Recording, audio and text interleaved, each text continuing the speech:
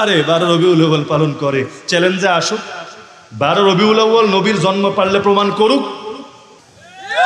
তো ভালো কথা, বুঝলাম নবীর সামনে হালুয়া খায়, নবীর সামনে জিলাপি খায়, নবীর মহব্বতে লাইটিং করে, নবীর মহব্বতে জাল হাদিস বলে, নবীর মহব্বতে পাকিস্তানের তাহেরসারে আইনা বাংলাদেশে ঘুরায়, আবার নামাজ বাদ দিয়া নামাজের টাইমে র্যালি করে, আবার বিশাল বিশাল কেক বানায় কাইটা আবার খায়ও, হ্যাপি বার্থডে টু ইউ বলে।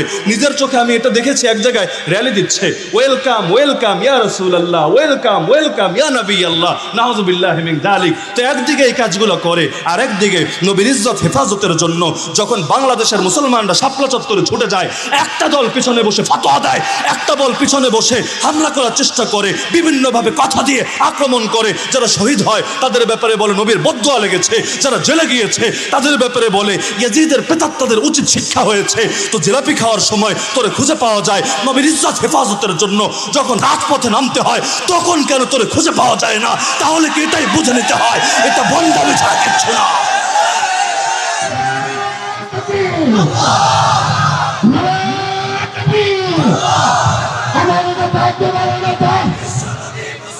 বিশ্বনবী মুস্তাফা শানে মুহাম্মদে মুস্তাফা, শানে মুহাম্মদে মুস্তাফা। নবীর সুন্নাহকে জিন্দা করতে রাজি আছেন তো? ভাই বেদাতে মুক্তি নাই। সাহাবীদের চাইতে বড় বুজুর্গ হতে পারবেন না, তাবে চাইতে নিজেকে শ্রেষ্ঠ বানাতে পারবেন না। তো যদি মানেনি সাহাবীরাই সর্বশ্রেষ্ঠ, তাদের পথে ধরেন না। নবী তো খালি তার পথে চলতে বলেন নাই, নিজের পথের সঙ্গে সাহাবীর পথেও চলতে বলেছেন। মা আনা আলাইহি ওয়া আসহাবি। আমার আগে আবরার ভাই তো নিয়ে আলোচনা করলেন, হকপন্থী চেনার মানদণ্ড কি দেখতে হবে, তার মধ্যে নবীর সুন্নাহ আর নবীর সাহাবীদের আদর্শ আছে কিনা।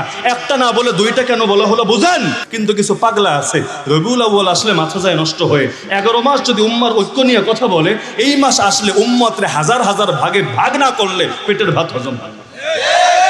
হিন্দুর বিরুদ্ধে কথা নাই, খ্রিস্টানের বিরুদ্ধে কথা নাই, বৌদ্ধের বিরুদ্ধে কথা নাই, কিন্তু কওমি মাদ্রাসায় পড়েছে মানেই ওয়াহাবি, পড়েছে মানেই খারেজি, পড়েছে মানেই ইয়াজিদি, পড়েছে মানেই নবীর দুশমন। কেন? এদের নিজেদের বানানো আকীদা মানে না। আচ্ছা আমারে বলেন তো, আকীদা কি এই যুগের আবিষ্কার না নবীর যুগে ছিল? বলেন না, এই যুগের আবিষ্কার না নবীর যুগে ছিল? সাহাবীদের যুগে ছিল না, তাবেঈদের যুগে ছিল না, তাবেঈদের যুগে ছিল না। আকীদার প্রথম কিতাব লিখেছেন কে? ইমাম আজম ইমাম আবু হানিফা রাহমাতুল্লাহ আলাইহি। কিতাবের নাম আল ফিকহুল আকবার।